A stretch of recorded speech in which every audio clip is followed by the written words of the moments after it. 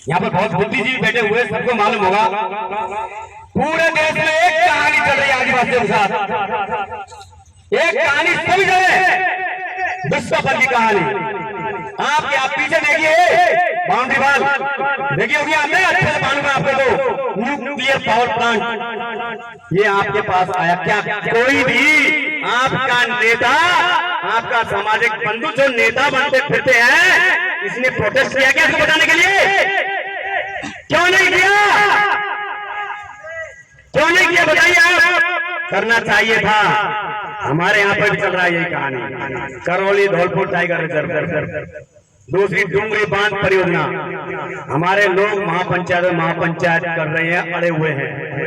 आप सोचिए, एक वयस्क नागरिक को 15 लाख रुपए गवर्नमेंट देना चाहती है वहां से विस्थापन के लिए।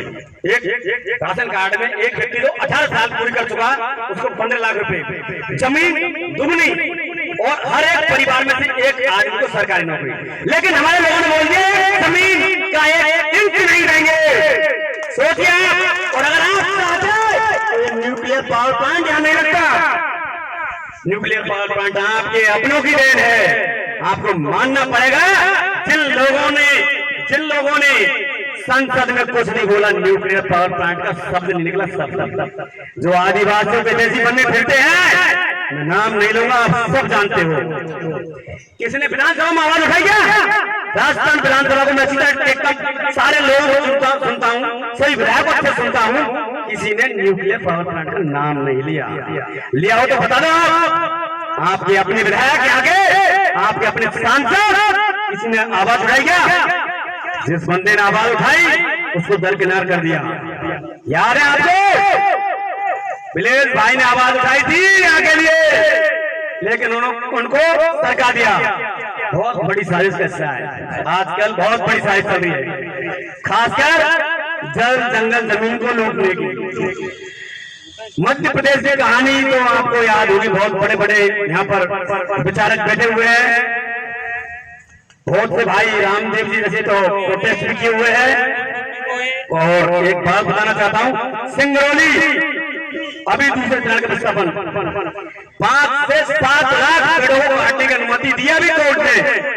5 से 7 लाख पेड़, समझिए आप कितनी बड़ी संख्या है। केवल किस लिए? अड़ाने के लिए।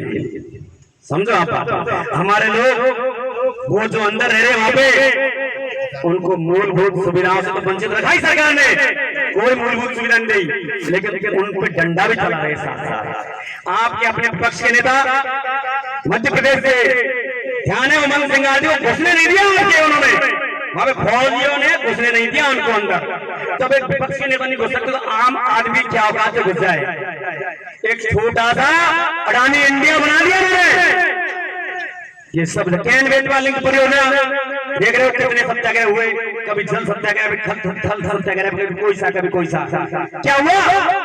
डेडलाइन समाप्त, निकल गया समय, कुछ हुआ क्या? नहीं हुआ। ये कहानी पूरे भारतवर्ष में दोहराई जा रही है, देश के हर कोने में दोहराई जा रही है। अगर हम और आप एक नहीं हुए और एकजुट होकर विरोध नहीं किया, तो सबको अपनी जमीनें खाली करके जाना पड़ेगा। याद रखना आप इस बात को। अभी हाल ही में ये करते भारत की बात कल ही आया, दैनिक भाषा में पढ़ते हो क्या? पीपल खूंट में हमारे आदिवासियों को पीने के लिए पानी नहीं है। कहाँ का विकसित भारत बनाएंगे? जब हमारे लोग पानी नहीं पिला सकते आप, तो विकसित भारत कहां से बना दोगे आप? सारे के सारे युवा क्रांतिकारी साथी कम से कम यहाँ आए और सुना आपने हमें, और भी और बुद्धिजीवी को सुनोगे। कम से कम ये चीज ध्यान रखना कि एकजुट रहोगे तो कोई कुछ नहीं बिगाड़ सकता, चाहे राजस्थान सरकार हो, चाहे मध्य प्रदेश सरकार हो, चाहे केंद्र सरकार हो। मेरा आप सभी से यही अनुरोध है, जहां भी संघर्ष की जरूरत पड़े, सब एक साथ आए, चाहे कितना भी दूर हो। अगर एकजुट रहेंगे तो कोई भी नहीं बांट सकता, कोई तोड़ नहीं सकता हमें। जय हिंद, जय भारत। जहाँ धन्यवाद अमरेश दादा को, उन्होंने अपनी बात रखी है।